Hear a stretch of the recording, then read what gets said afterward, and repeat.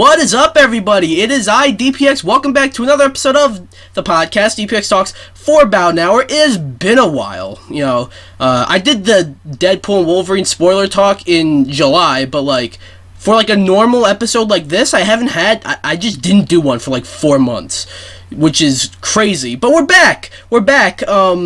And I got a guest with me today. I've been trying to get him back on for a while. The first guest I've ever had on this podcast. So we got my boy, you guys probably know him very well, Slash, also known as Captain Caesar.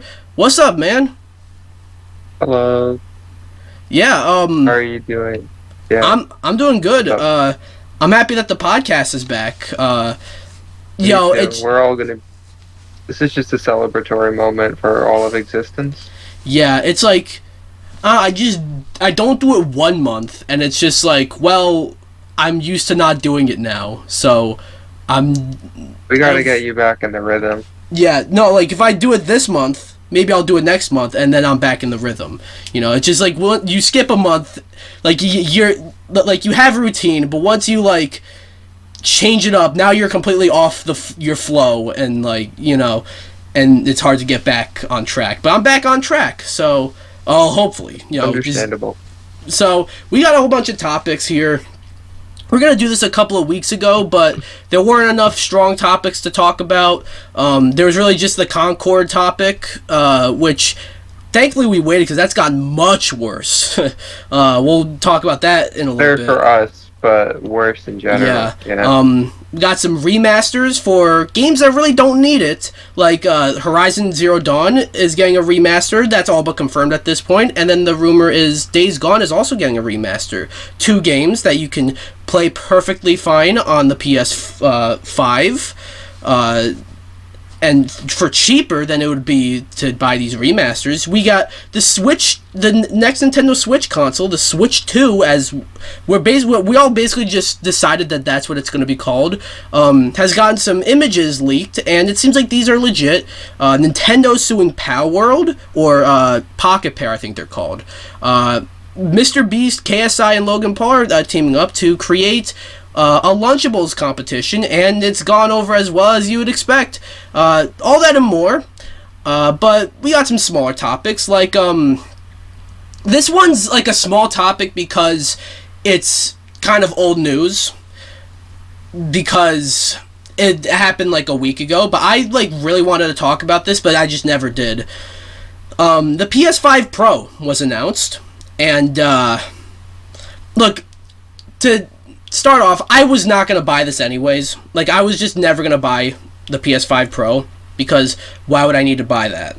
I have a PS5. It works perfectly well. I love it a lot, and I just don't need another one. I don't need a Pro. In fact, I don't even think the PS5... I don't think this generation needs a Pro. Because the reason why the PS4 Pro exists, and the Xbox One X, for that matter, the mid-gen refreshes for that generation, the reason why those consoles, those refreshes exist is because those the PS4 and Xbox One came out, and then the 4K boom happened, so they're kind of just okay, well, we need to capitalize on this. The PS5 Pro just feels well, we did it for the PS4, so we gotta do it now. The problem here is that it's $700. Which is ridiculous. And it's not just that it's $700, it's $700 and it's digital only. So you could also buy a disc drive attachment. That'll be $80 extra. You could also buy the stand that you put under the console to stop the console from overheating when you have it standing up. That'll also, you have to buy that separately. So overall, if you want if you want the PS5 Pro and the disc drive and the fucking stand, that'll cost you $800. It's ridiculous. And as someone who wasn't even gonna buy this one, now I'm really not gonna buy it. And if you want to buy it, that's cool. But if you're not, if your only reason that if you were gonna buy it, but the only reason you were gonna buy it is because, like, well, I like PlayStation and, you know, I make content, like, vote with your wallets, and I actually advise you not to buy it. Like, alright? That was just my quick thoughts on it. We have some stuff to say about PlayStation later on in this episode. Two big topics revolve around them. Slash, it's a bit old news, yes. but thoughts on the PS5 Pro? Yeah, you know, I feel like it hasn't done enough to justify its existence as like a separate entity, and I feel like, you know, it might be a cool thing to have if you're one of those guys who, like, yeah, I need to get literally every console. But I mean, I guess technically by law this is something you gotta get, but, like, you know, for us simpletons out there, I don't really think it's gonna be something that sees a lot of widestream appeal or success. Yeah, it was basically my 2 cents on the matter, and yeah, I'm not going to be purchasing this unless I'm forced to purchase this, in which case I wouldn't really have been purchasing it, but yeah.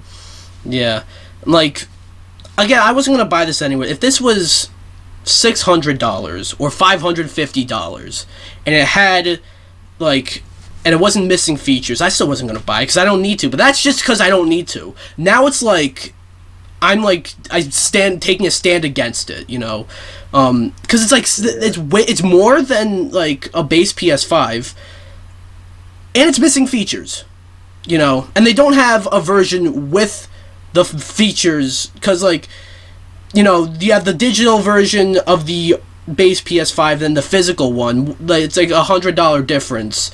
This one, it's just the digital one, and you buy an $80 add-on to get it to play games physically. It's just dumb. I hate it.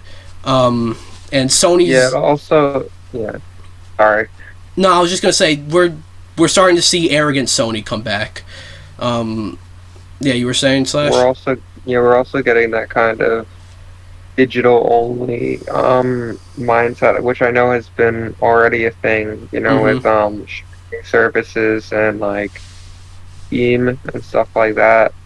I'm not saying, like, inherently, like, bad or whatever, but, you know, I feel like we need to be less comfortable, fuck you, Ubisoft, seriously, owning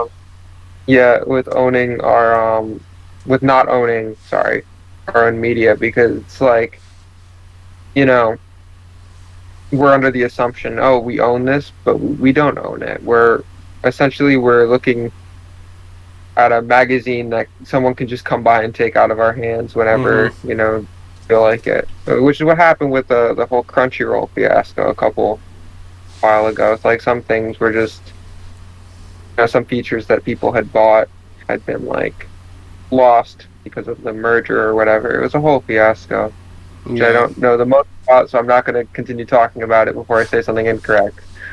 Yeah, but we need to own traditional media, and the corporations and stuff are purposely making it more expensive to do that with like, you know, because it's like, oh wow, you can get like 80 different series, or you can pay like $12 for one DVD case of every SpongeBob season. So it just sucks to see, but yeah, this is not fun overall, I would say. Yeah. So that's the PS5 Pro. We're gonna move on. I did have some brief topics listed, but we're not really gonna talk about them that much. There is, like, I mean, there's the 30th anniversary PS5 that looks cool. I don't have much to say about that, but it looks cool. That's a topic. But then this is sort of just from me. I said I was going to review this game, but, like, I got bored of it, and I don't like it, so I decided not to review it. But I feel like I got to talk about it at least. Funko Fusion came out last week. Look, a lot of people were saying that it just looks like shovelware. Licensed shitty shovelware is back. I'm like, no. This game has potential. You know, you're taking a whole bunch of worlds, like, from Universal, you know, you have, like, Jaws, Back to the Future, Jurassic Park, you know, even throw in, like, some newer franchises like Invincible, Five Nights at Freddy's, you know, Umbrella Academy. Then you got other franchises like Chucky and Hot Fuzz and Scott Pilgrim and The Thing and Battlestar Galactica and Shaun of the Dead. I thought this game had so much potential. I play it, and the game just doesn't, like, like, it's not offensively bad or anything like that. Like, I'd say that I played worse this year, but I'm honestly not sure if I have, but that's not, like, a testament to the game. It's more just, like, I haven't played too many stinkers this year. But the game, like, first of all, the game is just soulless. Like, there are cutscenes in the game, but the characters don't have, like, any personality. You know, there's no, like, there's sometimes, like, cutscenes happen and just the audio just cuts out, so it's just muted the whole time. The game does not control well, you know. I mean, like, maybe control well isn't the right thing to say, but, like, it doesn't feel right, you know. Like, I heard on PC, they actually recommend you to play with a controller. But playing with the controller is not, like, I'm playing on PS5, so I have to play with the controller. But, like, it just doesn't feel right. You know, it feels slippery, like, and you have to, the boss fights are all the same. It's just, like, a giant character that you have to shoot. That's all the bosses. And, like, aiming sucks ass. And then, shut up. My phone just went off. Fuck you. I don't care. Relatable phone. I turned my phone off like 3 minutes ago. You can check the VOD. Normally I do that with these episodes. I guess I just forgot to because it's been a while. But as I was saying, and like there's really only like 7-8 worlds to start. Like there's like only like 7 worlds or something, like 7 franchises that you get to like play, and like where there's multiple levels, and then the other franchises that were all over the fucking marketing, by the way, are like one level that you unlock in like the dumbest way possible. Like Chucky, you unlock the Chucky level, that's one level. You unlock the Chucky level by like finding Chucky in like every level of every world, and he's like hidden somewhere, and it's just like so stupid. You know, like I really wanted to play the Chucky level. I really wanted to play the Invincible, but those are like hidden in really dumb fucking ways. So yeah, a disappointment. You know, this game had a lot of potential, but everyone's you know, concerns about this game were kind of correct, and I was the oblivious one. I was the one giving it a chance, and look where that got me. $60 less than I had before, and not much to show for it. But yeah, again, it's not an offensive game or anything like that, but it's definitely going to end up on my worst/most disappointing of the year list. And yeah, you haven't played the game, I don't think, but like, you have anything to say? No, it kind of like, oh shoot, is it kind of like Disney Infinity but like worse, basically? Is that like a fair way of? It's more like a Lego game. I'd say that. Oh, more like the Lego Dimensions. Yeah, it's like it's like Lego Dimensions, except it's Funko and it's not Toys to Life. So I thought that had a lot of potential, and it still does. Like, it is something that I guess maybe like they could possibly make better with a sequel. Like, I don't know if like this game, if they can patch stuff and make it better, but like they can. Like, if they do a sequel, I think, like, they can fix a lot of the issues, you know, because, like, just playing the game, it's just, like, it just doesn't feel right, you know, but, yeah, that's my thoughts on Funko Fusion. Alright. Now, to move on to some other topics, we got a couple of Nintendo things to talk about today. One of them is, apparently, it's not just Nintendo. It is a small indie game that came out earlier this year that took over the world by storm, called Palworld. And it was basically like they didn't like Pocket Pair, the developer and publisher of Palworld, they didn't market it as this, but a lot of people kind of perceived it as Pokemon with guns. And that was a major selling point. A selling point that Pocket Pair did not really like step in and say like, hey, don't say that, you know. So that might have triggered a few things. But the game came out back in January, and to tell you the truth, I played it and I don't think it's very good. I don't like the game that much. It's not really even so much like a Pokemon game. It's like a survival game, really. I've heard people say it's like Arceus, but so I haven't played that game yet. But you know, I don't like Palworld that much. But I respect like the ambition here. You know, from what I know, the developers were like, they put it out and they're like, well, let's hope we don't go bankrupt from this. And it ended up being like a huge success. So great story here. But Nintendo, there were rumors when the game came out that Nintendo was going to sue Palworld. But the game came out back in January. It's now September. People kind of just thought, oh yeah, they're not suing. They are now. This is coming to us. Like, I got my other laptop here. So this is coming to us from IGN. It reads, Palworld developer Pocket Pair has responded to the... Okay, well, I kind of skipped a step. I got to their response, but, so, never mind, fuck IGN, but, the thing is, like... Wait. Alright, so we're back. I found another article, this time from The Verge. It reads... From Nintendo's press release, Nintendo Co. Ltd., you know, together with the Pokemon Company, filed a patent infringement lawsuit in the Tokyo District Court against Pocket Pair Inc. Oh, Pocket Pair's a Japanese company. Oh no. It's over. Yeah, on September 18th, 2024, of course.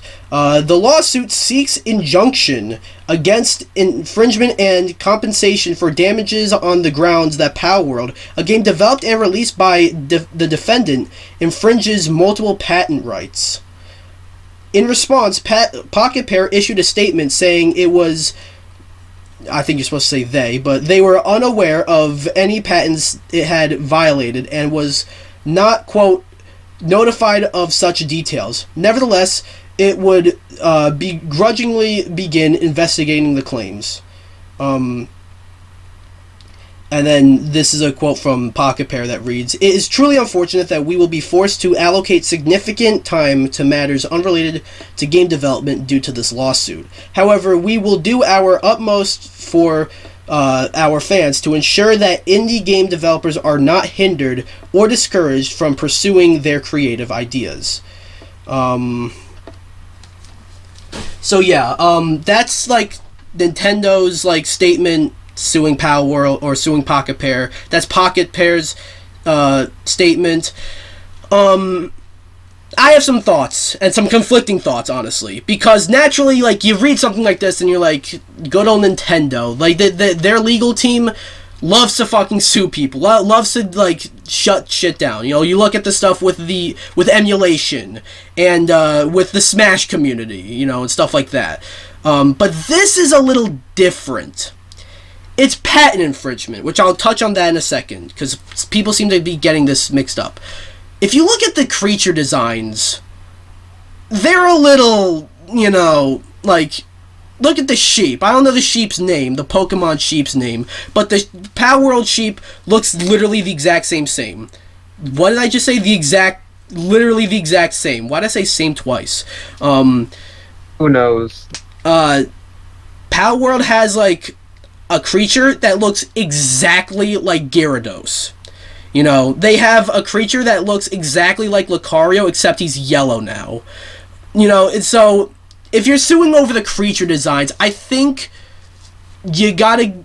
I hate siding with the big corporation over the small indie studio, but if you're talking about the creature designs, I think you kind of gotta side with Nintendo here, because they're a little crazy. But patent infringement, that's like mechanics and stuff like that. So, is that... So is Nintendo it's not really made entirely clear. Is Nintendo just suing over, like, the idea of, like, capturing creatures? Because if that's the case, they didn't sue over Digimon. They didn't sue over Temtem, if you all remember Temtem. They didn't sue over, like, even some Monster Hunter games have mechanics like that. They didn't sue... There's a whole bunch of games that are like Pokemon that they didn't sue over. So it's interesting here, and I think the result of this lawsuit will be very impactful. Like, you know, if Nintendo wins this lawsuit, what's gonna happen to Palworld? You know, is the game are they gonna have to go in and change the designs of the creatures? And if it's patent infringement, then, like, and if it's, like, not the creatures that they're suing over, then there's a lot that can come from this, is what I'm saying. So Slash, you're a Pokemon fan, at least more than I am. So, like, but I don't think you've played Palworld, right? No. Yeah. So by the way, I want to say I'm in the minority of people who don't like Palworld. So, and the general consensus is Pocket Pair made a better Pokemon game than the Pokemon Company did for the past, like, 4 years. So that's got a sting for Nintendo and Game Freak and the Pokemon Company.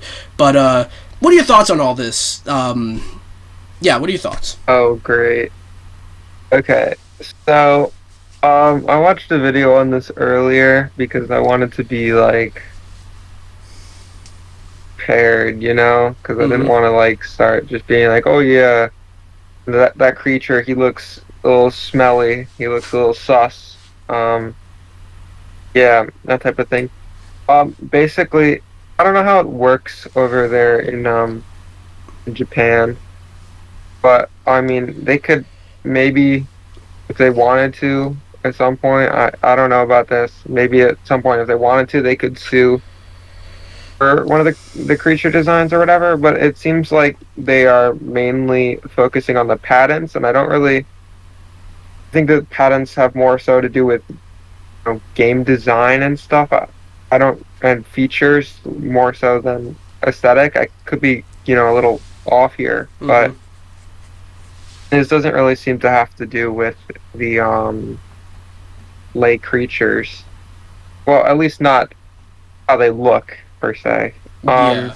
But yeah, some people, I saw some suggestions that, like, maybe the patents include, like, catching a monster in a ball or something, because I don't know.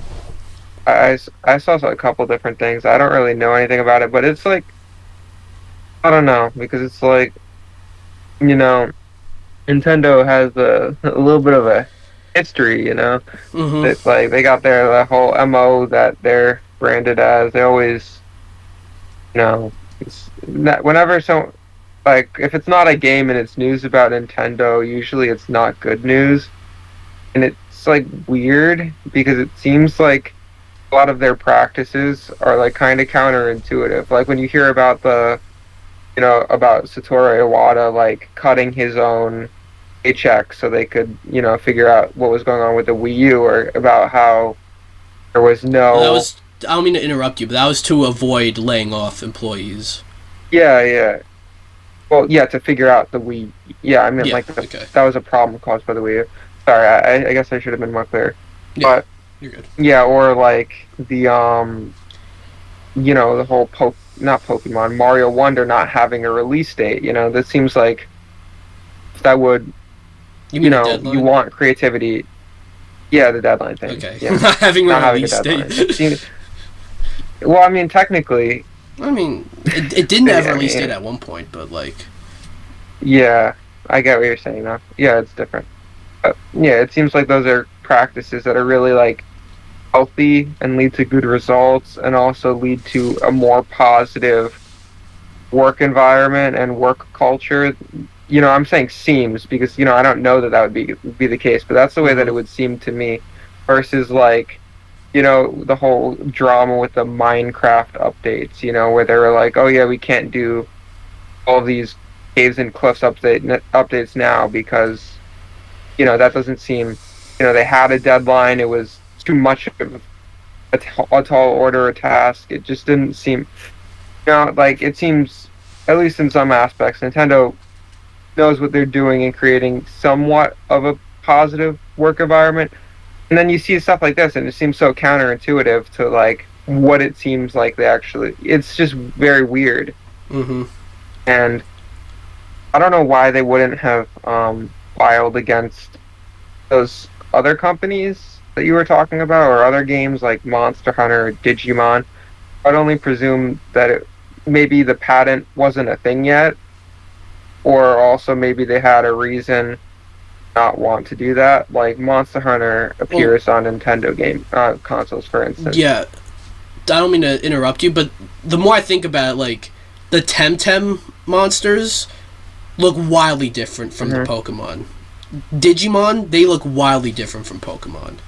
So that's probably why. But at the same time, it doesn't seem like the creature designs are the issue here. But like that's like. Well, at least that's not what they're suing them over. Yeah. Yeah, but like at the same time, it's like that's at least the right one now, thing. That's like the one thing where it's like I would understand why you'd sue over that. It seems like a lot of details are very cryptic from this statement, which is, I mean, I guess that makes sense because it's probably like each statement was probably made with the lawyers of the company, like watching over them, So they're purposely like leaving out information, and many people are wondering like why did it take them this long to sue? It's probably because Nintendo was might have taken them this long to like figure out with their lawyers like how do we sue them, I also remember like back when the game came out, there's a whole like controversy that like there's a rumor that Palworld used AI to create the creatures or something. That I'm not entirely familiar with. I don't really remember what all that was about, but yeah, just a wild turn of events that happened here with Nintendo suing the Pokemon. Not imagine them suing the Pokemon company. Nintendo suing Pocket Pair. Fuck you, Pokemon. Nintendo suing Pocket Pair. Again, like if Pocket Pair wins this, what were you gonna say? This would be. I was gonna say, also Pocket Pair. Yeah, that too. Like, it's like, it's like okay. Let's not name ourselves Pocket Monsters. Well, what's another word from the dictionary? Pair. There we good. What's wrong? Another word from the dictionary. What's wrong with me? I just said there we good. Who knows? But yeah, you're saying. Yeah, like I like to assume that. Sorry. Excuse me. I like to assume that Pocket Pair or whoever had good intentions or whatever, and they weren't trying directly like, how can we profit off of this IP that sucks? Yeah, get fucked. Game Freak. Yeah. But we really don't know. I like to believe that, because I like to hope. I mean, at the end of the day, it's a game that people are having fun with that seems very different. It'd be a little different if they had to, like, survive in, like, 8 gyms and then battle the Elite 7 or the Epic 7 or something like that. That would be a little different, but it feels like it's different enough where it shouldn't matter. But, I don't know how Japan works, and I'm assuming Nintendo probably does, so I would, like you, I think, like you seem to imply before, I think Nintendo's probably going to win this lawsuit. Because you don't wait for this long to, like, not be sure that you're going to win type of shit, Yeah. So, yeah, it's a story. Sorry, I didn't realize you were done. You're not done. You're fine. I'm just saying, like, if that is the case, and Pocket Pair didn't do anything wrong intentionally, then that really sucks. And it wouldn't be the first time, and it's not going to be the last time either. Mm-hmm. So, yeah. Yeah, this is definitely a story that's going to keep developing, you know? And we'll just see what happens. Maybe I get to talk about this, like an update to this story in a future episode. I don't know. We'll see. But yeah, I think you put together your thoughts well, / any final thoughts? Also, don't fucking whip. I saw not really. Like you said before, if it's about the creature designs, I kind of like understand why. Just like they would think that they have a lane to Suing or whatever, but it's just like I don't like the idea of. Patents just seems like, in general, just like kind of a shitty system. Like I understand why. You know, obviously, if you create a patent, you want to make money off of the work that you put in, just so some random guy doesn't go like, "Oh, looks fucking awesome. I'm gonna, use this patent right here." Yeah. It's like, I feel like sometimes patents are specifically patented to, price hike and that type of shit. Obviously, they're not price hiking in the video games or whatever, but in this case, it seems like maybe creativity is the type of thing that's going to suffer from it. And, yeah.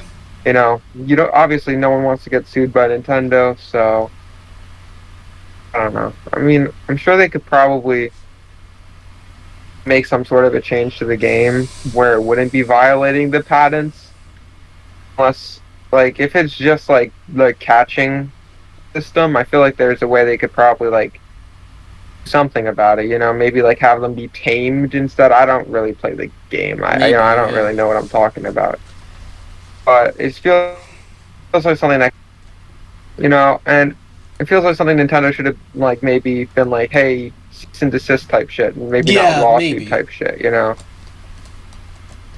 Although they might have, we don't know that information. But yeah, I mean, it's possible it could have happened. But yeah, it just seems like something that's like, yo, fix this shit. This is our shit right here. Yeah. All right. I don't know. We spent a while on that one, so let's move on. Got another topic. This one is from PlayStation. Like I said, we got some stuff to say about them throughout this episode. We already talked about the PS5 Pro. Now we're going to talk about some remasters they have coming out. A while back, I think I'm going to cover this on the podcast, I don't even remember, like, a while back. It was leaked that they were working on a remaster for Horizon Zero Dawn for PS5 and PC. And that got some eyebrows raised because, like, it was a couple years ago, we'll just say 2022, I believe, this leak came out. So it was like Horizon Zero Dawn came out in 2017. Not that long, we'll just say. Plus, the game is on PS4. Backwards compatibility. You can play it on PS5. I think it's even free on PS Plus now, so you can get it for free if you really wanted to. And I even think there's an upgrade path already. So Sony putting in these resources for Horizon Zero Dawn to remaster a game that's already perfectly playable on the PS5 hasn't gone over well. Some time has passed, and now it's been revealed. The ESRB, it's been leaked from the ESRB that, like, it's been rated, and whenever that happens, that usually means that it's real, and it's probably going to get announced soon. And, look, I love Horizon. Horizon Zero Dawn's a fantastic game. Aloy, I think, is a pretty cool character. She's a bit better written in Forbidden West, but I think she's pretty cool in Zero Dawn. It's one of the best games on the PS4.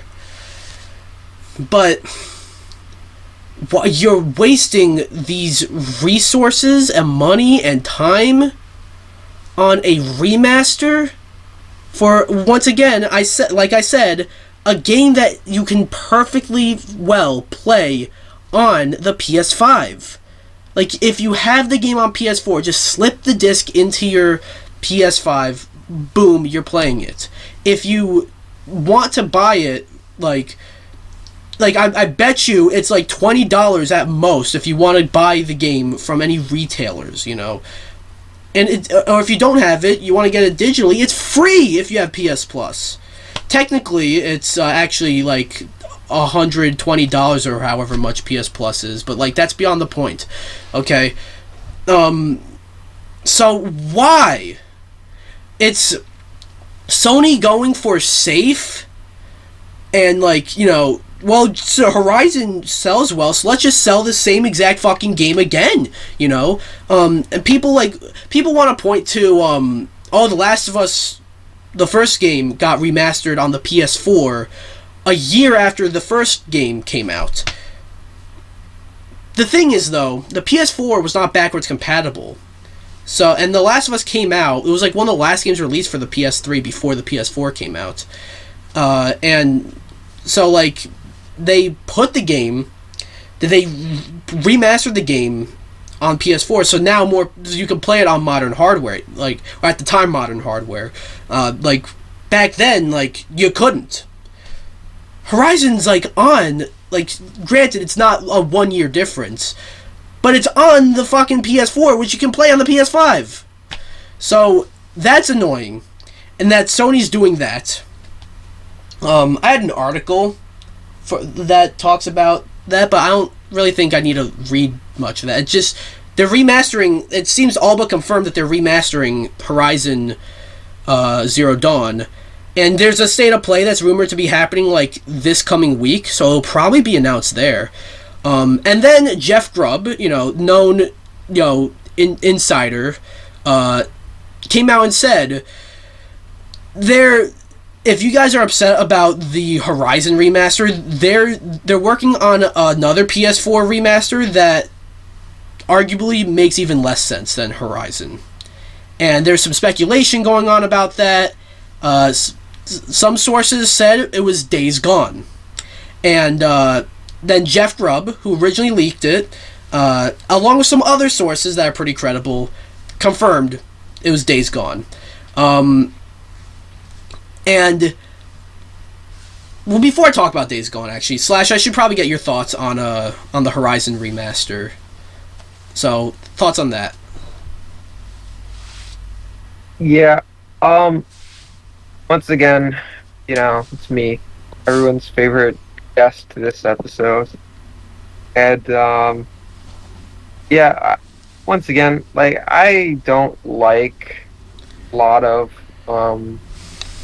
the huge, big companies nowadays, because it seems like, you know, especially now, you know, back in the day in Hollywood or whatever, sequels kind of were like a rare thing that happened. Now everything's a sequel, everything is a tie-in, or a remake, or a remaster. It seems like just a safe play that is just giving you kind of more of the same.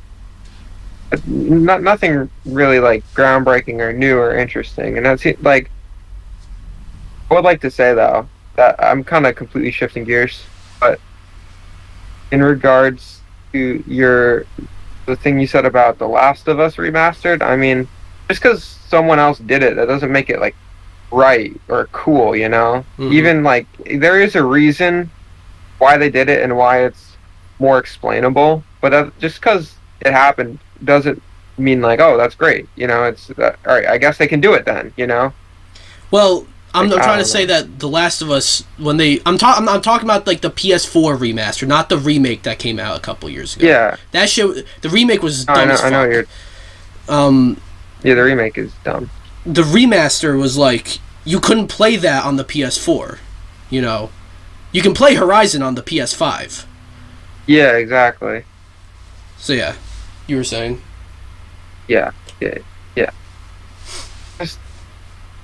It just seems like a lack of creativity, something designed to make money, and you know, they could be using this time to focus on cool things. Yeah. Like Mega Man X50. Okay, well that's not Sony, but Bring back Mega Man. um, I know it's not, but like bring Mega Man back anyways. Fuck it. this is a weird side tangent. Yeah. It's still about Horizon, but we're kind of going off topic. Sony's like, they're really for some reason banking on Horizon being like this big franchise for them, which yeah, great games, but like I just don't think the Horizon franchise is like as marketable as like even like a God of War is, you know. Like Aloy's just I just don't think is a fitting like she's a good mascot for the company, but not a good candidate to be the mascot, if you know what I mean. Like I'd say Astrobot is like the perfect mascot for the PS5 right now. Not Aloy. So they're trying to do like yeah. No, like they're also working on like a multiplayer game for Horizon, which has potential, I guess, but like they're franchising Horizon, which just is a bit questionable. But so the Horizon remaster is happening. And then I mentioned the Days Gone remaster. Now here's the thing about that. On the one hand, when I first found out about that, I'm like, huh.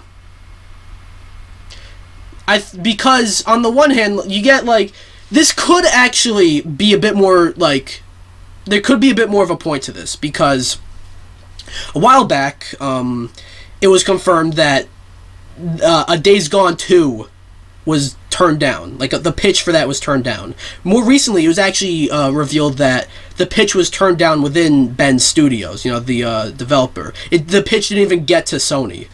And I remember it was a big controversy that they canceled, or they just decided not to do a sequel. The lead developer of the first game was like, you know, people didn't like the first game, so... And I get that I did a solo missions on Days Gone, but honestly, Days Gone, it's not like a bad game. It's not great. It's like it's a 7 out of 10, which like most people don't appreciate a good 7 out of 10. There are good 7 out of 10s. Days Gone is a decent 7 out of 10. But I thought like making a sequel, there's potential there. So maybe like if Days Gone Remastered sells well, it could be like, okay, people actually want a Days Gone. People want to buy Days Gone, so let's make Days Gone 2. That can come from this. But it's a PS4 game that is backwards compatible for the PS5, and it's free on PS Plus. You don't need to put the time, money, and resources into remastering Days Gone. You know, if you want to like test the waters with Days Gone, because like why else would they be remastering the game and selling it? You know, they obviously want to test the waters. If you want to test the waters with Days Gone, you can do so many other things. You know, you can maybe do like a $10 upgrade path. You know, like what you did with Ghost of Tsushima. You can do something like that. You don't have to do a full-blown remaster. But the main thing here, whether it be Days Gone, whether it be Horizon, I heard a rumor, I don't know how credible this rumor is, but maybe the God of War 2018 game might be getting remastered, which I fucking love that game to death, but I think that's crossing the line. Like that's too far, I feel. But even then, regardless, I feel like the story here is that Sony has a whole bunch of games from before the PS4. And even if you want to go to the PS4, Bloodborne. They can remaster Bloodborne if they wanted to. I get maybe you need From Software in there, but other than that, like, there's so many games from the PS2, PS3, PS1, if you even wanted the PS Vita, that you can remaster. Like you can remaster like Jak and Daxter, Sly Cooper, Killzone, you know, like there's so many games, Ape Escape, you know. You can do some of the older Ratchet and Clank games. Why are you doing Horizon? Why are you doing Days Gone? That's my thoughts. Any final thoughts on this subject slash? I didn't really give you thoughts on Days Gone, but just thoughts on the whole thing. Yeah, I like the idea more so of them being like, oh yeah, you know, if you like this, here's this, and then this is the sequel. that we're never gonna get because this game isn't gonna sell because it was never put in an environment where it could succeed. You know, like I'm sure the game will be great. Let's say it's an 8 out of 10. There's like, why would you spend money to play a game that's slightly better, slightly remastered, or remaked or whatever when you can just get it for free? Doesn't make sense. Oh, they better or not when you can already play what you have. They better not be charging 70. They better not be doing that. Oh, they will. Oh, they will be. I mean, they're doing the same thing, by the way. They're doing the same thing. It's already coming out, like, in a couple of weeks with Until Dawn. That one wasn't as controversial because, like, there's some actual, like, improvements. But that's fucking $60. Poisson. Not poisson, because that means sausage. So yeah, sorry I interrupted you there, but yeah. How dare you? Okay.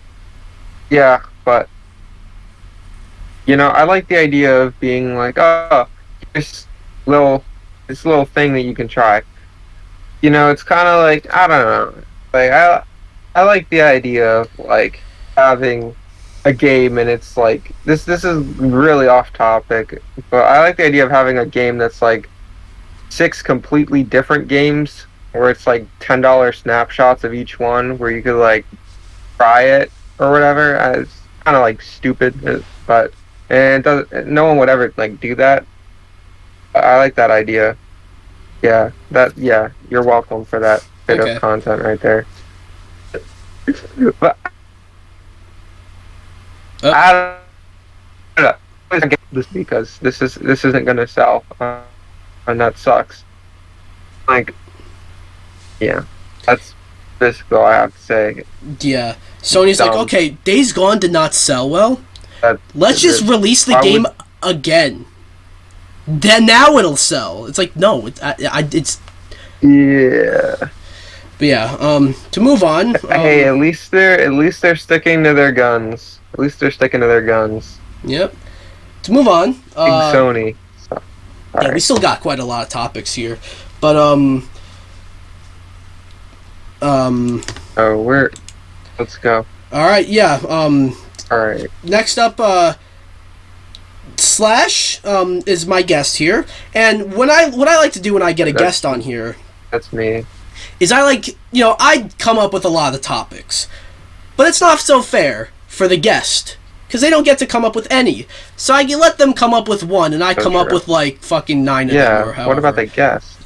So Slash has a topic, and it can be about anything. It can be about video games, movies, shows, sports. It could be about music, wrestling. It could be about YouTube drama, and it can be like a news story. It could be a editorial like question, like what's your favorite blank? It could be about anything.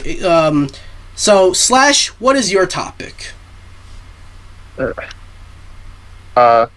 a lot of pressure. You're kind of saying, oh, your topic can be literally anything. The sky's the limit. You better pick a good topic. Well, you little shit. You only get one of them. I did tell you. I'm gonna be honest. I didn't really think super. Oh no, what I do? Oh no, you froze for a second, but you're good. You're back now. Yeah. I'm going to be honest, when you sent me the list of topics, you sent me the thing that was like, oh, you can your own topic, and I didn't really think anything of it, so I just sent you this thing that I thought was funny this morning, and you're like, oh, is that your topic? I'm like, I guess. But, I mean, it is kind of a funny thing that happened. I thought you were telling me that was going to be your topic, but yeah, okay. I just thought, why the fuck not? Basically, there's this, I think he's a shortstop for the Washington Nationals, everyone's 13th favorite Major League Baseball team, right below the Miami Marlins. I hope you guys are enjoying this gaming podcast, by the way. Hey, it is a game, by the way.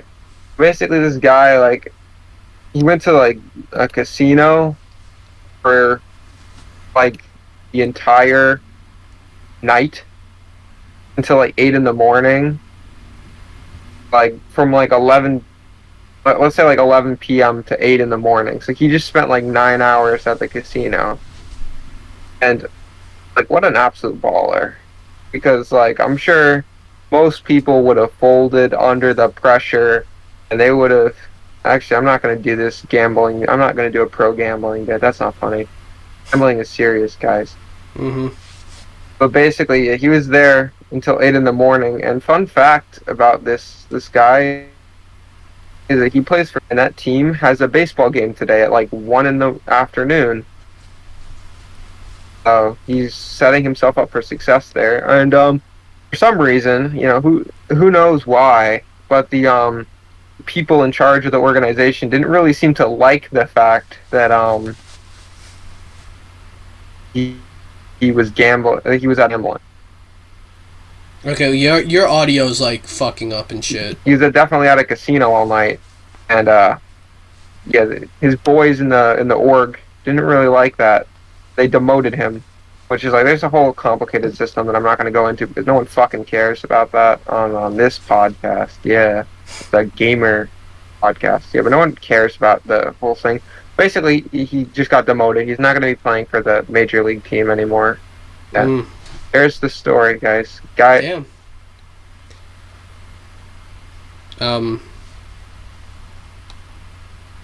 Rip and go.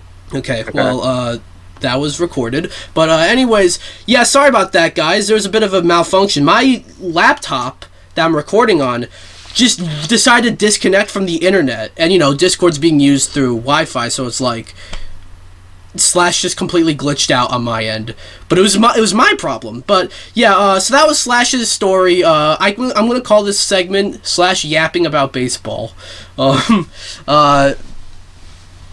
I could yap way more about baseball if you want me to. Anytime. Okay. I would, but like we're almost an hour into this episode, and we got 3 major topics left. So, right now, we're gonna move on to another topic. A topic that I normally avoid because I'm sick of fucking hearing about it. I feel like we've been hearing about it for years now. But it feels like this is, like, actually legit. And that is the Nintendo Switch 2. Half-Life 3. What? Nothing. I didn't say anything. All I just heard was Half-Life 3. Like, Half-Life 3. Oh, Half-Life 3. Okay. The Nintendo Switch 2. It's clear that, like, we are getting this next year. That was even confirmed. That, like, we're gonna get it shown before the end of this fiscal year. So that's by the end of March of 2025. So, if we're gonna get it revealed then, we're probably gonna have it come out sometime next year. People think it's gonna come out in March or April. I feel like they wouldn't say that that you're gonna get it revealed by March when it's gonna come out in March. You know, it's gonna. I definitely think it's gonna get revealed before March, but people are saying it's gonna come out in March just because the Switch came out in March. But I don't think so. Anyways, though, there have been leaks after leak after leak after leak. Some fake, some false. Notice how, by the way, whenever I talk about the Switch 2, it's only the official stuff. Or the actual, or at least like the official looking stuff. But regardless, reported Nintendo Switch 2 images are both surprising and not surprising. This comes to us from Forbes because images have leaked and they seem legit. So, reading from Forbes, it reads, a new series of renders and hardware shots are circulating showing what is supposed to be the next design of this Nintendo Switch, which of course we've all been calling the Nintendo Switch 2 until Nintendo inevitably comes up with a more logical name. Can I just say for a second, Nintendo Switch 2, like, they don't usually number their consoles. The Nintendo Switch 2 is probably the best thing they can call this next console, because it's like, you don't want confusion with the, like, how you had with the Wii U. you know, because people thought that was like an add-on for the Wii. You want, like, the Nintendo Switch 2 tells people this is the next Nintendo Switch. So I think that's just my short little TED Talk right there. The leaked but unconfirmed images, which you can see embedded below, are renders that the VGC confirms with a source that look like... It says look like. It should probably say looks like what Nintendo is doing for the console, and there are at least a couple hardware pictures in there. So, Twitter user, and I'm never calling it X. Fuck you, Elon.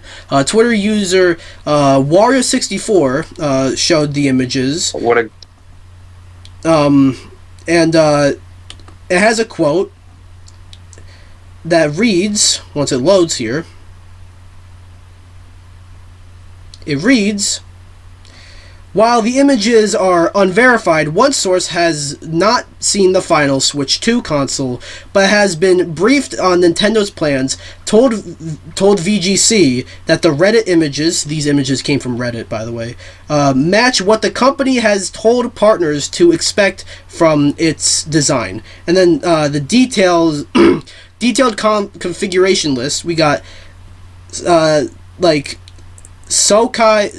I'm not very familiar with all this like spec stuff, but we got GPU plus CPU model, GMLX30RA1 memory model. Okay, I'm not fucking reading all these numbers, but we got like yeah,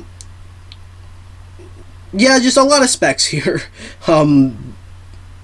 It seems like, okay, I was not expecting to read up on all the specs. That's not really what this topic was going to be. But the most obvious thing to notice is that it looks like a Nintendo Switch. I find this simultaneously surprising and not surprising, even if that may not initially make sense. The surprise is... Okay, this is just... Now I'm just reading someone's opinion, which is fine and all, but, like, that's not... But, so, if you look at the images... Yeah, it looks like a Nintendo Switch. That can create some issues, because if it looks exactly like the original Switch, it's kind of just like, well, that might cause some confusion, you know.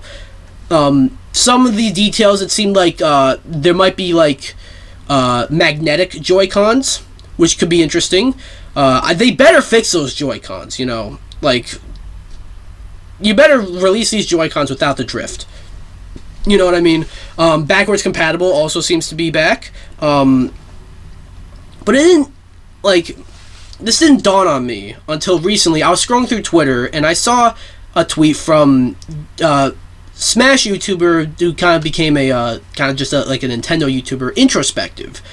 And it dawned on me where he said, very soon we're going to enter a new era for Nintendo. Like, we're going to get a new Mario, a new Zelda, a new Smash Brothers.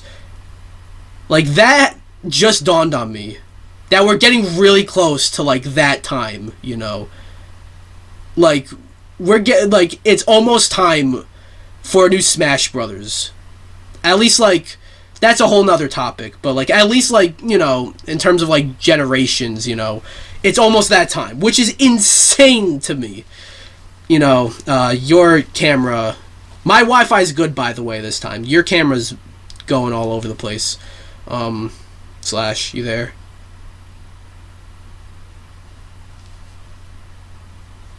Slash.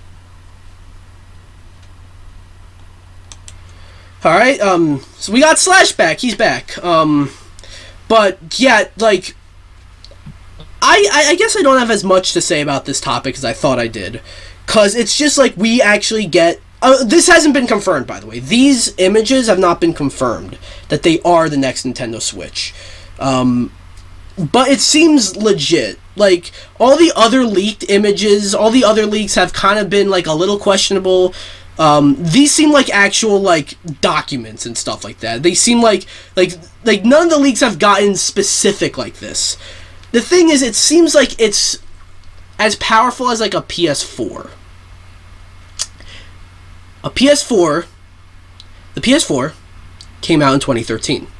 That was 11 years ago. By the time this next Switch is most likely going to come out 2025, a 12-year-old console is what it's compared to. But at the same time, I'm not entirely sure if that's true, because at Gamescom last year, I remember hearing about the that Matrix demo that was playing on the next Nintendo Switch, that that was on the PS5 and Xbox Series X, to show, like, they were like playable tech demos to show, like, you know, what the consoles can do. So I don't know, like, Slash, what are your thoughts on the Switch's leaked images, or the Switch 2's leaked images, and thoughts on, like, the fact that we're about to enter a new era for Nintendo? I'm very excited. Fucking, I don't know if your viewers should know who Zach is. Yeah.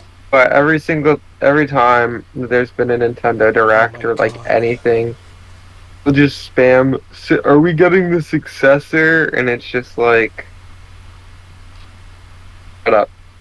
Oh, you think that's bad? You know, they're not gonna. No, I was gonna say, you think that's bad? Yes. No, it's just like your audio's a little delayed, so like you started talking like when I interrupted you, like at the same time. But do you think Zach saying that shit is bad? I'm not gonna say his name, but the originator of the movie meme, if you know what I mean, like, he just thinks there's not gonna be another Nintendo console. He just thinks they're done after the Switch because they haven't revealed the next console yet. Doesn't have object permanence. Yeah. Sorry to derail you there, but thoughts on... You're fine. It's all good. Oh, yeah, I mean, I'm excited, you know, like, what's not to be excited about? I mean, I can't wait to see the new flavor that the chips are gonna all taste like. Hopefully they change up the form. I'm getting so tired of eating the Switch cartridges. Okay, you're doing that, and you're frozen again? A little better. Yeah. Yes. No, but I mean, in all seriousness, it's gonna be awesome. I feel like the one thing that everyone kind of says about the Switch is like, oh, it's kind of like, you know, it's not the best, not the most technologically advanced, you know, thing that humanity as a species has created. Yeah, to add on to that, like, when the Switch came out, it was, like, the hardware was kind of outdated, like, when it came out, you know? Yeah. So... it's like, maybe they could... I don't know, maybe you switch... we don't know. That's the best part, is that we don't know. Like, we could, like... This could be, like, the first Switch of, like, 50. We have no idea. We don't know, like... We don't know what's gonna happen next. Mm-hmm. It's like, we don't know... It could be, like, anything. The crazy thing is, we actually don't know that much about this next, like, about the Switch 2, really. Like, basically all we know for a fact is that it exists, and it's in the works. Like, we don't even have a code name. Like, at this point in time leading up to, like, the first Switch, I remember, like, we all knew it as the NX. Remember the NX? Flashbacks. Yeah, like, we don't have a code name. Everyone's calling it the Switch 2 because it's like, what else are you gonna call it right now? But yeah, final thoughts, Slash? Alright, so yeah, Slash, final thoughts on the Switch 2? Where, like, this is the beginning of a new era, you know, and the last era, pretty cool, but this is, like, we don't know what's gonna happen, you know, like, everyone over there at Nintendo, like, not everyone, I guess, because, you know, obviously it's probably not good for security reasons, but we got, like, all these games coming, all this stuff coming, on the pipeline that we just can't see yet, but we know it's there, and that's like very exciting. Like, because it's gonna be big. I remember like it was like 2-3 years ago. People were saying like, "Yo, we need a new Nintendo console like now." I'm like, I'm not excited for if we get one now. Talking like 2021, 2022. If we get one now, I'm not excited for it. You know, even though like the Switch had been out for like 5 years at that point, it just didn't feel like it was time for a new console. Now it feels like a time for a new console. Now it feels kind of exciting. You know. But yeah, and it's different this time because from the Wii U going into the Switch, Nintendo had to like prove themselves again. Now they built up a bunch of goodwill, so let's see if they can carry over that goodwill into the Switch too. You know, But yeah, that's that. Next up is another topic, about 3 YouTubers. 3 very big YouTubers. 2 of them are in a lot of controversy right now for other reasons, and the other's kind of just there. I'm trying to be that person. Isn't it? Oh, are we like talking about the product first and then the kind of controversy that happened?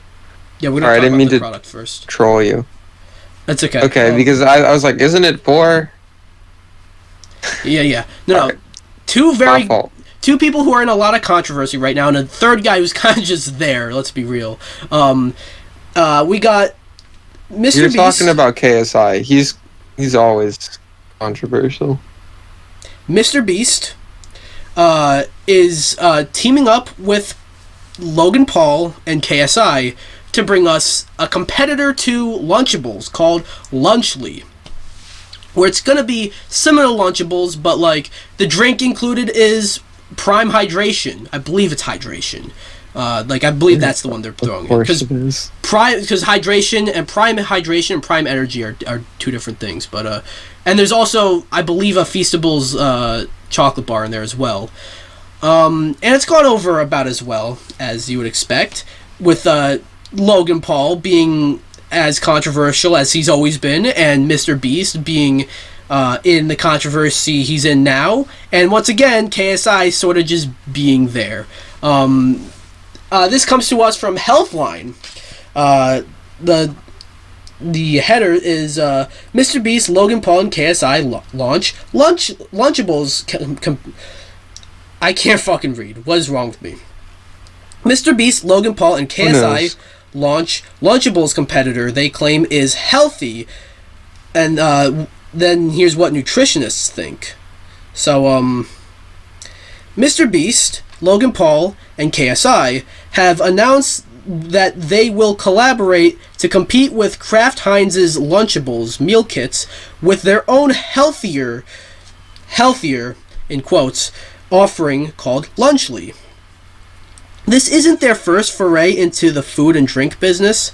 However, MrBeast's Feastable chocolate bars, you know, I kind of just established that. MrBeast has Feastables, and he's got MrBeast Burger as well. But and then Logan Paul and KSI have Prime. So, yeah, the online influencers' better for you lunch combinations will include one of 3 choices: Fiesta Nachos, the pizza. Well, I don't know why the pizza's in quotes, but or turkey stackums served with a Prime Hydration drink and a Feastables chocolate bar. On the Lunchly website, they make a head-to-head comparison between Lunchly and Lunchables, which, by the way, I'm not sure if you're fucking allowed to do that, but showing that Lunchly is indeed lower in calories and sugar, while also providing an electrolyte boost that is not present in Lunchables' Capri Sun drink. They boast about, like, the electrolytes that's in there. You know, that's basically them, to my understanding. I'm not a nutritionist or anything, but to my understanding, it seems like they're boasting about sodium, but they're not saying sodium. But, and then it says, but is Lunchly really as healthy as it is promoted to be? We asked nutrition experts to weigh in. So, we got this one that says, Leah Ola Diden, sorry if I said that wrong, I probably did, who runs the Child Nutritionist blog, said the Prime Hydration drink included in the meal kits contain coconut water, added electrolytes, artificial sweeteners, and vitamins. However, it's not caffeinated, which sets it apart from Prime Energy drinks, which contain 200 milligrams of caffeine per 12-ounce can. The entree options, turkey and cheese, pepperoni pizza, or nachos, are all highly processed, she added. She also said that one of the major issues with Lunchly, however, is its sodium content. Like most processed foods, Lunchly meals provide over 20% of the recommended daily salt intake in just one serving. So it goes on and on and on. I don't want to read through the whole thing, but there's more to it than that. Dan TDM, famous, he's like one of the OG YouTubers, you know. And why did my aspect ratio just change? Okay, that was weird. But he's one of the OG YouTubers.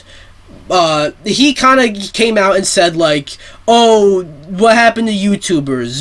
These are just people trying to sell products, which I think that's not entirely fair to say. Like, if you make it big on YouTube, you got money, and you want to sell a product, you should be allowed to do that. The funny thing that happened is that Logan Paul, KSI, and MrBeast all came back at Dan TDM, and they all fucking lost. Dan TDM got 3-on-1 and fucking won. And, like, Logan Paul kept getting community noted. He kept responding, saying, the community note's actually wrong. It's actually blah, blah, blah. And then that would get community noted. MrBeast, like, would have some, like, you know, like, corporate response. And, like, he would just get clapped back. KSI, who, honestly, like, all he had to do was just not say anything. He said stuff, and then he got fucked and clapped back at. There's actual, like, nutrition experts that were, like, responding to Logan Paul, and he's like, nah, fuck you, I actually know better than you. And it's like, okay. I'm kind of talking about stuff that I'm not really an expert in, you know. I'm not a nutritionist or anything. I don't even think I've ever had Lunchables, if I'm gonna be honest. That might sound crazy, but, like, as a kid, I don't know if I've ever had Lunchables. You just said something, Slash, but I didn't hear that. Like, you're muted. I don't have you muted. What? Okay, I heard that. I thought you were gonna say, sorry, I thought you were gonna say I've never had lunch, and I was just like, what I've never had lunch. No, I've never had Lunchables. You know, even as a kid, I kind of thought they looked a little gross. But, yeah. First of all, no one's talking about this. MrBeast, like, and he did this, I singled him out because he did this when talking about Feastables. He keeps bringing up Lunchables in, like, the advertisement for the Lunchly. And on the website, too. Like, are you allowed to do that? I don't think you're allowed to just... I don't think no, it really depends. Like, imagine if, like, Sony was advertising the PS5 and they're like, yo, this shit is so much better than the Xbox. Like, don't even fucking buy the Xbox. That shit is trash. Like, can you imagine if they did that? You know, like... Sega do what Nintendo That's, like... That's a long-ass fucking time ago. I think things are different now. Okay. And, like... That was, like, kind of... That was also a little different, because that's, like, Sega being, like, you know... They had a little, like...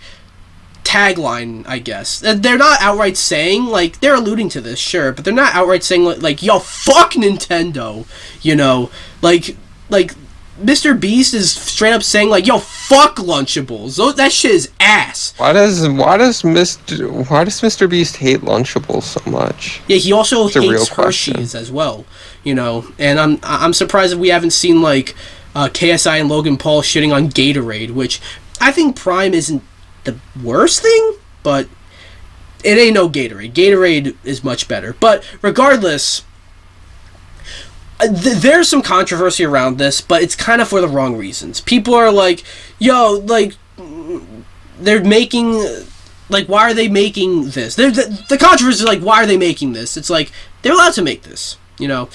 You have two currently very controversial figures in it. That's part of it. And people are also like, well, why they choose now to announce all this stuff when MrBeast, with all that dog pack content, you know, about MrBeast, and then you have like the whole stuff with Ava Chris Tyson, and you have like the lawsuit that we could also maybe talk about for a little bit, that where him and Amazon are being sued because of Beast games, and like how he did not pay them overtime or minimum wage. He did not. Like, a lot of people got hurt and shit. A lot of like people were sexually like assaulted or harassed, one of the two. And he did not prevent that. And like, even though like the richest YouTuber and the richest fucking company in the world teaming up and cannot pay minimum wage is a little questionable, to say the least. But look, they had this planned for a while. It's bad timing, of course, because of all the stuff coming out about MrBeast, and even like Logan Paul right now is in a lot of like shit for CryptoZoo. Like, it's really coming back to bite him in the ass now. And once again, KSI is just there. But look, if you're against this, you don't have to buy it. It's as simple as that. You don't have to buy it. It's not gonna do much to affect the three involved, because they're set for life, you know. But like, if you feel good, if you feel better about yourself, and I don't mean this in like a talking down kind of way, if you feel better about yourself to not support these three people who you don't like, you don't have to support them, and that's perfectly fine. That's how I felt about Activision Blizzard for a while, and still kind of do, to be honest. You know, so yeah, as for MrBeast, like, apparently he's waiting till all like the dog pack stuff and all the other stuff is out so he can make one big response video instead of multiple response videos, which I think is honestly I think that's fair. But his response better be nothing short of like the greatest thing of all time, you know. Because like, there's a lot of allegations towards him. One thing that didn't get talked about as much is like, I saw like a tweet from his ex-girlfriend, like tweeted something very like cryptic and very questionable about like how everyone should be respected and no one should be harmed. Like, that was worrying, you know. So MrBeast's response to everything better be fucking like out of this world. As for Lunchly, I think they're allowed to make whatever they want. I haven't mentioned all the lead that's apparently in the food, but that's an issue. Slash, once you unfreeze, what are your thoughts on all this? Until you unfreeze, I'll unpause. Oh, he left. Oh, he's back. You're back? Why did my aspect ratio change again? Alright. So, Slash, what are your thoughts?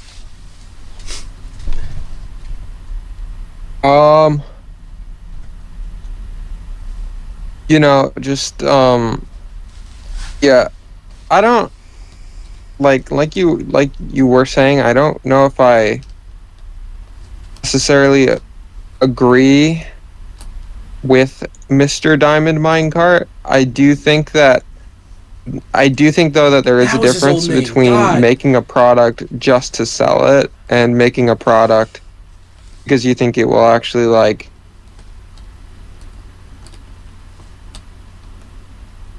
what did I say? Dan TDM? No, like, I forgot, like, I knew his name wasn't always Dan TDM. I just, like, for the longest time forgot what his, like, original name was. But it was Diamond Minecart. You just, like, now I remember. Alright, sorry. No problem, bro.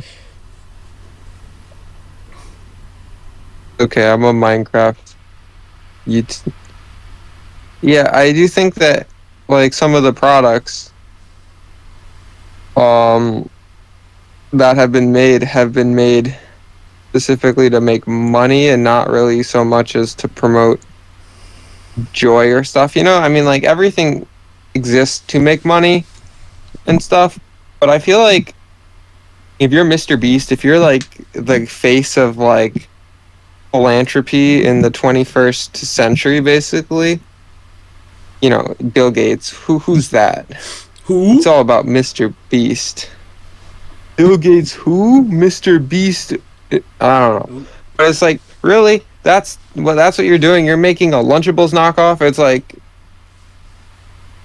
I feel like maybe that's the time where you make something more in terms of like factor energy. You know, like a product that actually seems like it will help people. You know, not factor energy, but like the the factor meals. Yeah. Not sponsored, by the way. But bro, if we were sponsored, if we were sponsored, that would have been like amazing to like segue into that.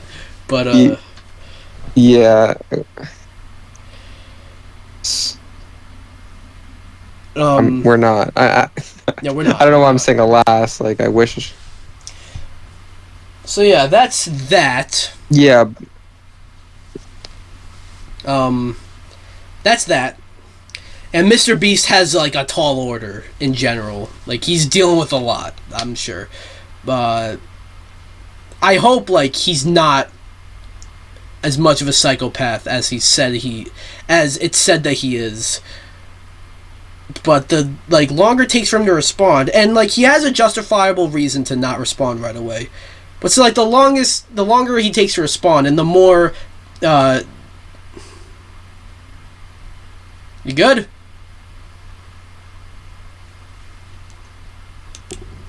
Alright, so yeah, as I was saying, Mr. Beast has a tall order. And we're going to move on to our final topic. A couple weeks ago. Oh, great. Star Wars. Couple weeks ago. No, even before that. Sony released their new game, Concord. A game that was dead on arrival. It was a part of their live service initiative. Something that I thought from the very beginning was a mistake. And I questioned that sentiment because Helldivers 2 came out, which was also part of their live service initiative. And to my surprise, that game is really good. Helldivers 2 is actually a lot of fun. So it's like, okay, maybe this wasn't a complete mistake. Then they released Concord, a 5v5 hero shooter that's meant to rival Overwatch that came out 8 fucking years ago, and it's $40. When all of its competitors right now, whether it be Overwatch or Apex or Valorant or like the new Deadlock, you got the upcoming Marvel Rivals, all those games are free to play. Concord's $40 fucking dollars, which is not a full $70. But it's still like $40 more than the competition. It comes out, it has a record low player count, like under 700 players on Steam, and estimated to have sold a total of 25,000 copies. At least, like, roughly. I doubt it's, like, literally, like, on points 25,000. But, it became such a big flop. Sony announced 2 weeks after the game released that they'll be shutting it down. They'd be, like, pulling it from, they'd be delisting it, pulling it from store shelves, and refunding anyone who bought the game. And, like, that was unprecedented. Like, sure, that happened with the day before, but, like, that was an obvious scam of a game. You know, that was not, like, a legit game with, like, a lot of money put into it, with, like, an actual big AAA studio. Like, that was meant to be a scam. This was, like, at the very least, I can say this was made by people who cared, you know? And that was already crazy enough. We were going to talk about, like, that came out, and I'm like, yo, Slash, we got to do our, the episode like now, you know. Yeah. Except I wasn't home, so the weekend. But there just wasn't much to talk about. Plus other reasons I didn't want to do it. But like now, I didn't know how it could get worse. The only way it could have gotten worse was like Firewalk shuts down, and even though they promised that they were going to bring back Concord, eventually it doesn't get brought back. And that's the worst I thought it can get. But it turns out, according to one of the developers of the game, Colin Moriarty, who on a podcast, now it's worth noting that this has not been corroborated by any other source necessarily, at least not everything he said. He spills some beans though. And Yummy. No, these are not yummy beans. The beans he spills, by the way, are crazy, I'll just say. So this comes to us from Forbes, and it reads, I kid you not, new report says Sony's Concord cost $400 million to make. Let me repeat that. $400 million. To put that in perspective, that is more than Spider-Man 1 or 2. That is more than God of War, like the first one, or Ragnarok. That's more than Horizon, either Horizon game. That's more than Ghost of Tsushima. That's more than The Last of Us Part 2. Concord, according to Colin Moriarty, is Sony's biggest game that they put out in terms of budget. Let that sink in.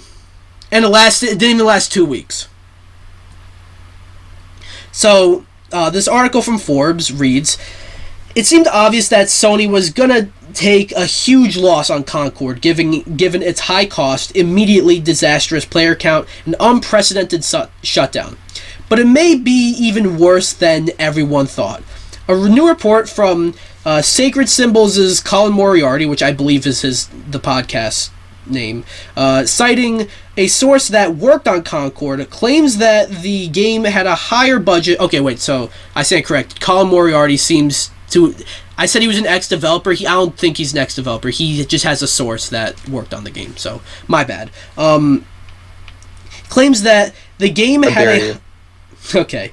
The game had a higher budget than anyone envisioned. A full $400 million. Broken up into 2 halves of development. Okay, so there's like a whole like almost 10-minute video of him explaining everything, which we're not going to watch that just because that's like 10 minutes. But the tweet here that is linked reads, I spoke extensively with someone who worked on Concord, and it's so much worse than you think. It was internally referred to as the future of PlayStation, with Star Wars-like potential, and a dev culture of toxic positivity halted any negative feedback, making it cost $400 million. So what happened? Here are some bullet points. Sash, you with me? Yes. Okay. My camera doesn't want to stay on now. Alright, that's fine. You can this is the big topic, so that's fine. Just stay with me here. Okay, so what happened? Here are some bullet points. Before the game hit alpha state, they'd already spent $200 million on it. Unclear how much from original owners / investors and how much is from Sony. After that, from 2021 to 2024, to like the 2024 launch, Sony spent another $200 million on the game. It was in a, quote, laughable shape when it was shown in that alpha state. So Sony felt like they needed to spend that much to get it to minimal viable product status. A major expense was needed to outsource much of the game to other studios. In Q1 2023, some aspects of the game had not been worked on at all, like onboarding and monetization. Ongoing cost to maintain game would be additional millions a month. Concord is the biggest budget game Sony has ever released, the biggest loss they've ever taken. There are other games being worked on at Sony that cost more than this, but in terms of what's already out, this is the largest. It's a total loss. So it's their biggest budget, but so far. But why did it happen? Concord was said to be, quote, the future of PlayStation. They said it was a, quote, Star Wars-like project. There were big multimedia plans between the cinematics and inclusion in things like Amazon's Secret Level, which that's another thing. At Gamescom, one of the only good announcements was like an anthology series coming to Amazon. Each was going to be about a different game, which I think is a cool idea. Concord is one of the episodes, and they're still going through with it. There was a culture of toxic positivity vibe where you could not say anything negative internally about the game, the character designs, etc. So, like, including the character designs. No one was allowed to, quote, meaningfully change the course of the game. This was Herman Hulst's baby, who was a massive champion of the game. For those of you who don't know, Herman Hulst is the current CEO of PlayStation. So, that's a lot to take in. And there are people who I saw saying, like, you know, oh, this is one source, and there haven't been any corroborating sources to back up Mr. Moriarty here. Which is true. But this checks out. Wanna know why? And Slash, I never brought this up to you. Like, the whole Concord situation is crazy. Like, me and you have kind of talked about it a lot off camera. I've never brought this up to you.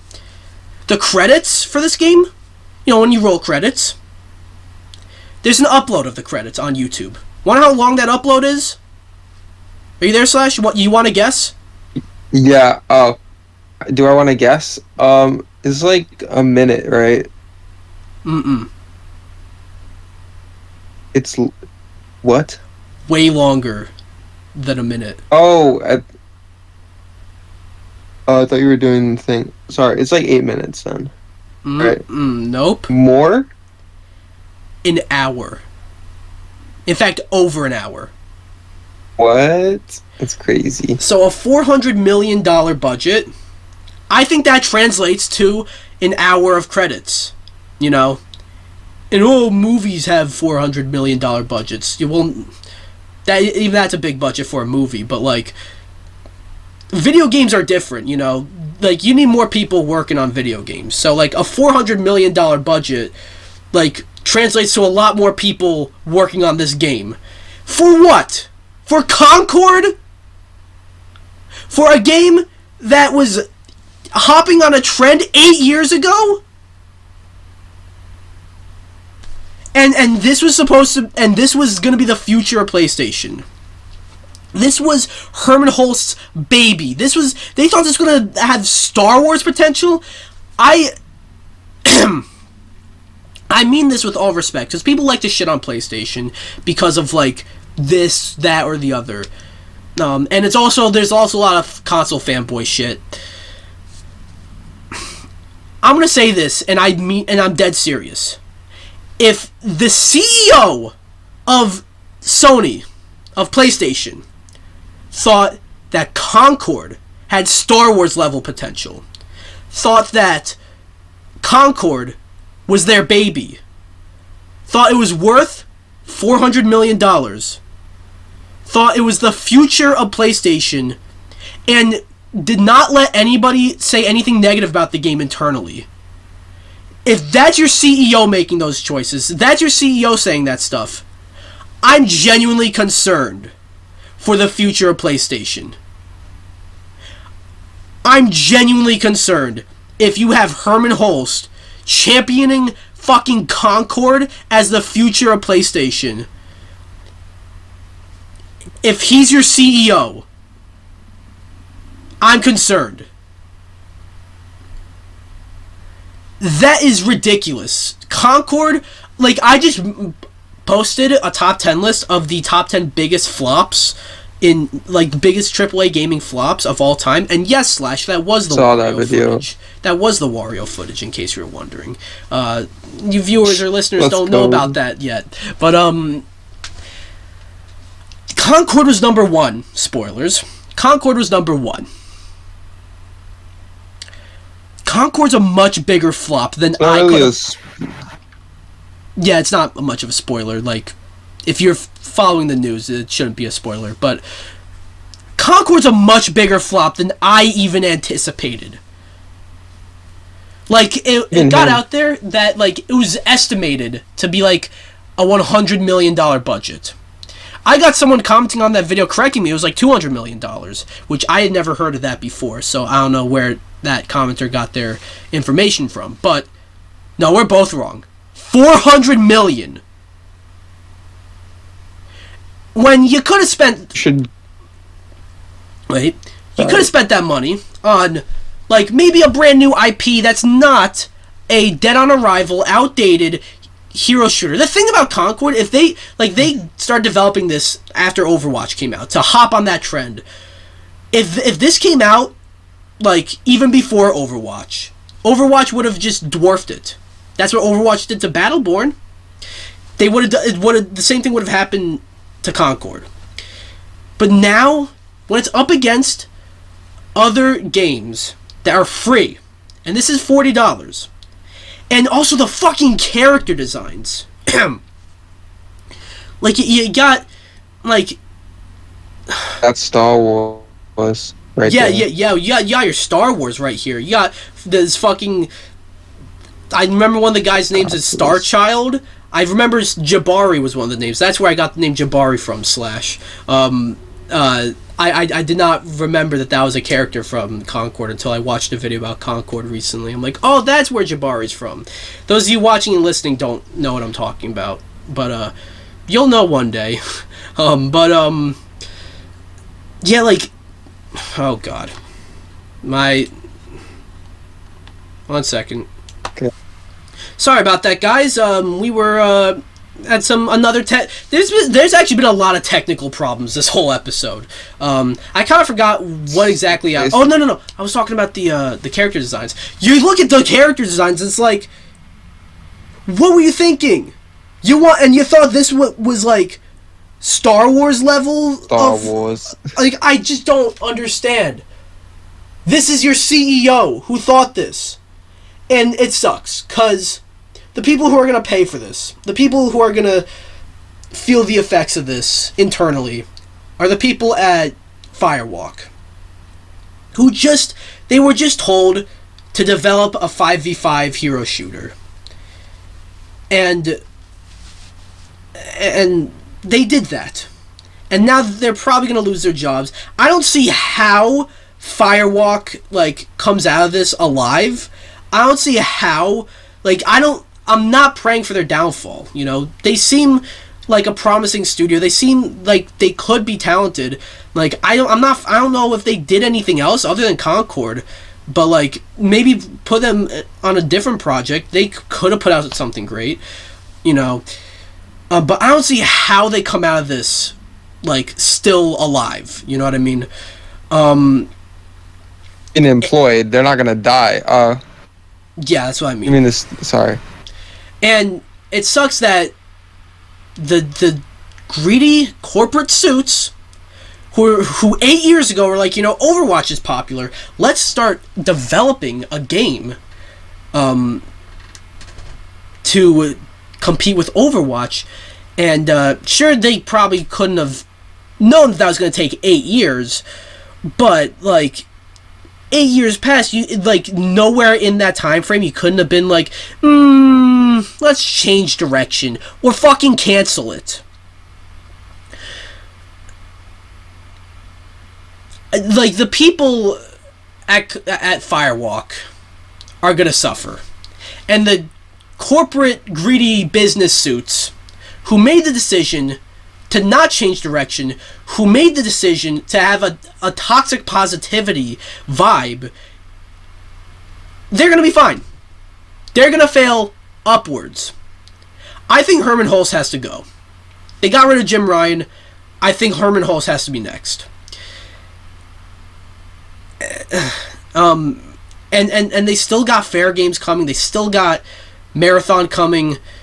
Maybe you don't want to cancel those. I get that.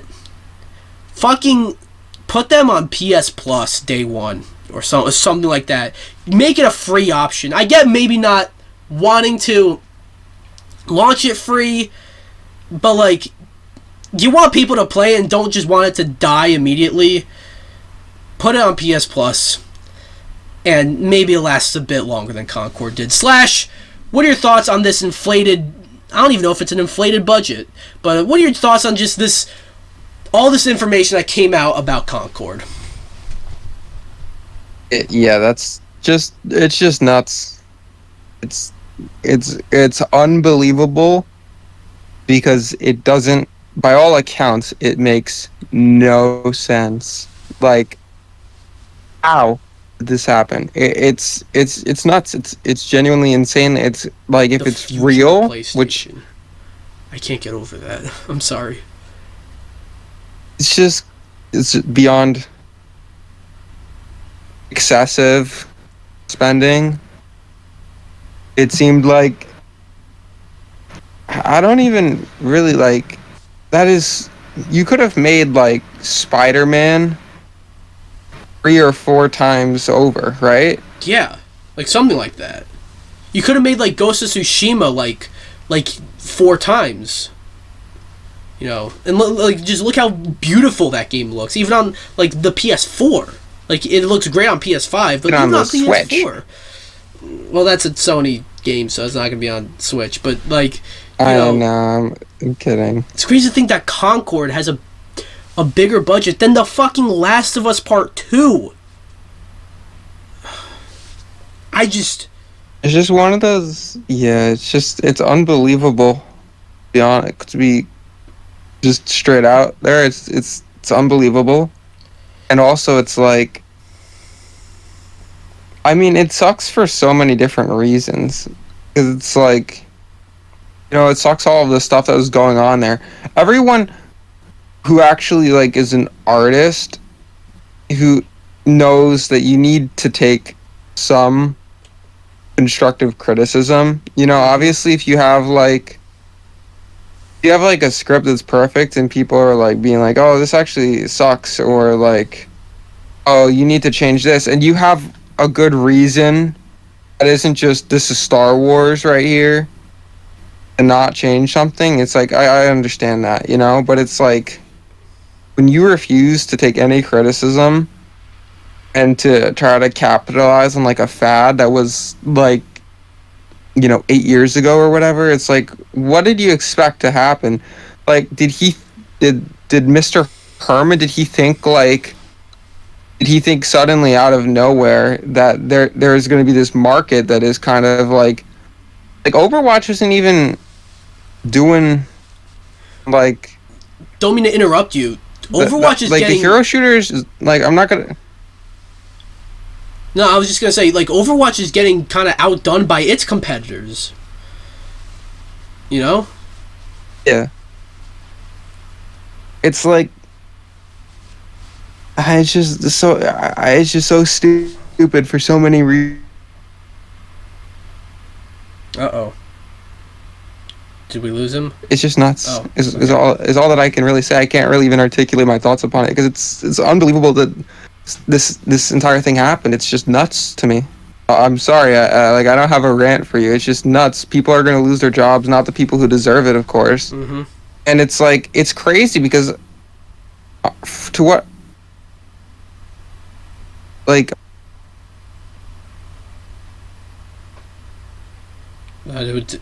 oh my fucking god. My internet again. Alright, yeah, we're almost done. The fucking, like shit keeps going wrong with this recording. We're almost done. So, Slash. Go ahead. Sony's trying to take us down, is what it is. Yeah, I was gonna ask you, this is a new IP, right? This isn't like... Yeah, it's a new IP. Something that's even crazier to me, is like how... I like spending money on not like, personally or anything. I don't own a company. But I like new ideas.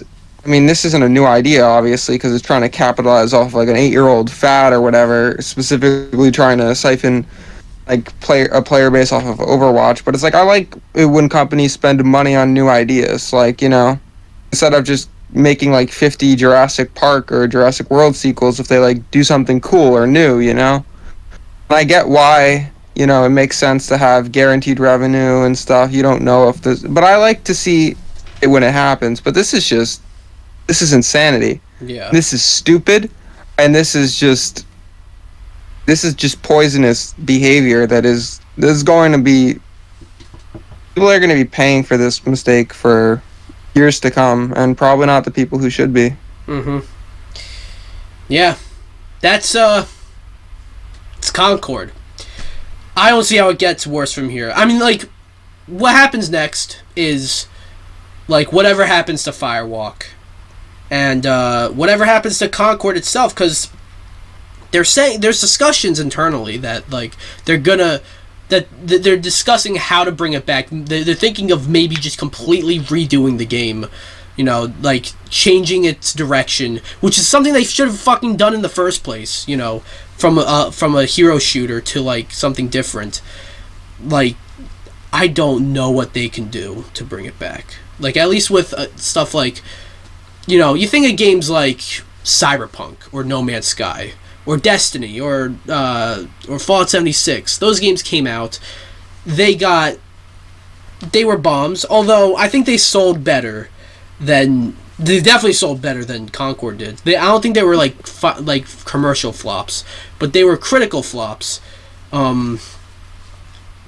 So people are always like, well, Concord can come back. Look at all these other games. The thing is, Concord was dead on arrival. The games I just mentioned had potential.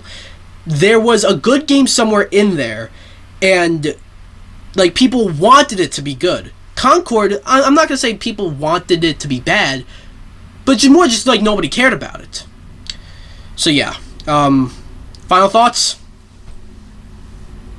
Yeah, just insanity, to be honest with you. It's just crazy that that happened, and nobody, I mean, actually, I'm not going to say no one thought it was a bad idea. It just more so seemed like no one was allowed to say it was a bad idea. Yeah. Well, I hope there's a silver lining to all this. Whatever that ends up being. Honestly, like, if Herman Holst gets removed, I think that's a silver lining. I'm not gonna, like, I'm not trying to attack him. I'm sure he's a nice guy, but, like... I don't know about that. No, but, like, if he thought this was, like, the future of PlayStation, like, he needs to go. Like, that is a fireable offense, in my opinion. But I don't think there's anyone who can really fire him, so... Yeah, anyways, that'll do it for this episode of the podcast. DPX Talks for about an hour. We're going to wrap this up before my internet bugs out again. So, Slash, thanks for joining me. Finally, we got you on here. I'm here. Anything you'd like to plug? Anything coming up? Anything? I guess whenever it happens, which it has not happened yet, but at some point it will happen. I'm kind of doing this new... That's like as vague as a human can possibly be. But yeah, I'm doing a new like channel thing that I think could be pretty cool. I think I forget what I called it or if I'm gonna change it, but right now it's... I mean, I don't know what it is right now, but it's going to be Dave Gems, and it is going... Everyone's going to know who Dave Gems is by the end of the week. By the end of the week? Okay. No. Oh, so like by the end of today. Anyways, so yeah, that's Slash. Go follow him. He go subscribe to DPX Animations too. We need DPX over here hasn't uploaded in a minute. We need to restoke the flames so we can see more Blom content. Let me end this before my internet bugs out again. So, and of course, subscribe to me, DPX Solo. Follow me on Twitch, Twitter. I'm thinking of streaming again on Twitch. We'll see about that. So follow me Twitch, Twitter, Instagram, and if you're listening to the audio version, go over to my to the YouTube version. Give me a subscribe, DPX Solo. If you're on the YouTube version, go to SoundCloud and I'm working on getting it on other audio platforms, but go to SoundCloud. That's the main one. DPX Talks for about an hour. Give me a follow. Give me a like. Give me some listens. And yeah, hopefully I'll be back next week. Or next month, not next week. Hopefully I'll be back next month. Another episode of DPX Talks for about an hour. Take care, everyone.